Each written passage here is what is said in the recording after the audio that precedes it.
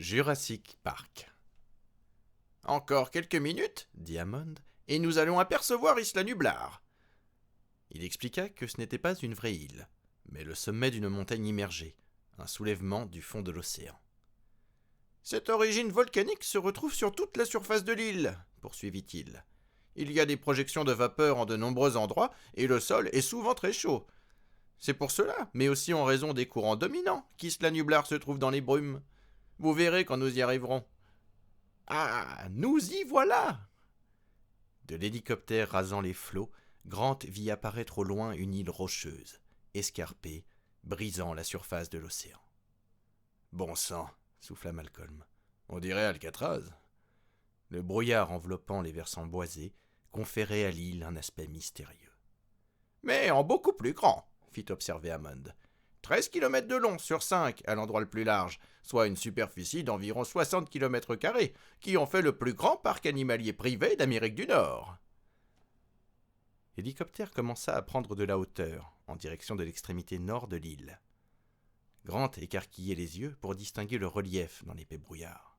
« En général, il n'est pas aussi dense, » fit Hammond avec une pointe d'inquiétude. Au nord de l'île, les monts plus élevés se dressaient à plus de 600 mètres au-dessus de l'océan. Les crêtes étaient invisibles, mais Grant distingua des versants escarpés et le bouillonnement des vagues se fracassant contre la roche. Puis l'hélicoptère reprit de la hauteur. « Nous sommes malheureusement obligés de nous poser sur l'île, » dit Hammond. « Je n'aime pas le faire parce que cela effraie les animaux et que c'est parfois assez risqué. » Il fut interrompu par la voix du pilote. « Nous allons commencer la descente.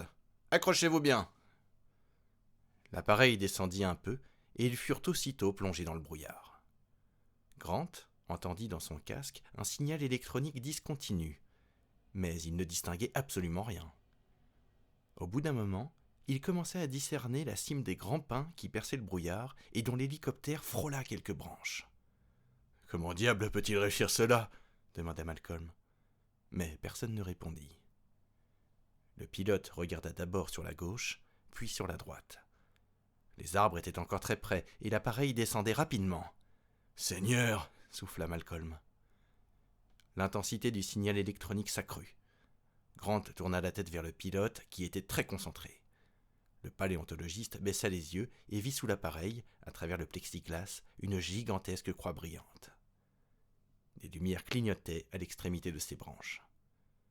Le pilote corrigea légèrement le cap et l'appareil se posa sur l'aire d'atterrissage. Le bruit des rotors diminua, puis cessa. Grant poussa un soupir et détacha sa ceinture. « Nous sommes obligés de descendre rapidement, comme vous l'avez constaté, » expliqua Hammond. « C'est à cause des courants ascendants. Ils sont souvent très forts ici et... Quoi qu'il en soit, nous sommes sains et saufs. » Quelqu'un s'élança vers l'hélicoptère. Un homme aux cheveux roux, coiffé d'une casquette de baseball. « Bonjour tout le monde !» s'écria-t-il d'une voix joviale en ouvrant la porte. « Je m'appelle Ed Regis et je vous souhaite la bienvenue à Isla Nublar. Faites attention en descendant. » Un sentier étroit serpentait à flanc de colline. À mesure qu'ils descendaient dans l'air froid et humide, le brouillard se dissipait et le paysage leur apparaissait plus distinctement.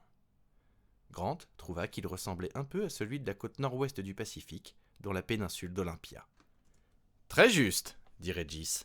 « L'écosystème est celui d'une forêt pluviale à feuillage caduc, assez différente de la végétation du continent, où la forêt pluviale est plus classique.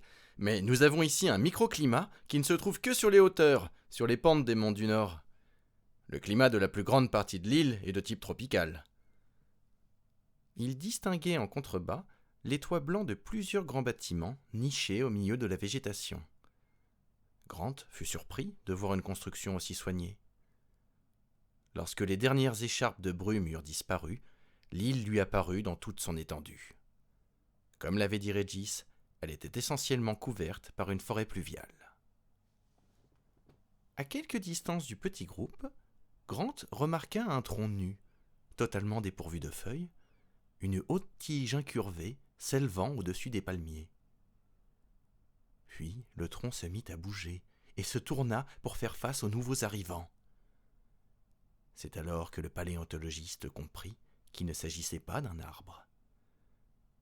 C'était le cou gracieux et interminable d'un animal gigantesque, s'élevant jusqu'à une quinzaine de mètres du sol. Ce qu'il avait devant les yeux était un dinosaure.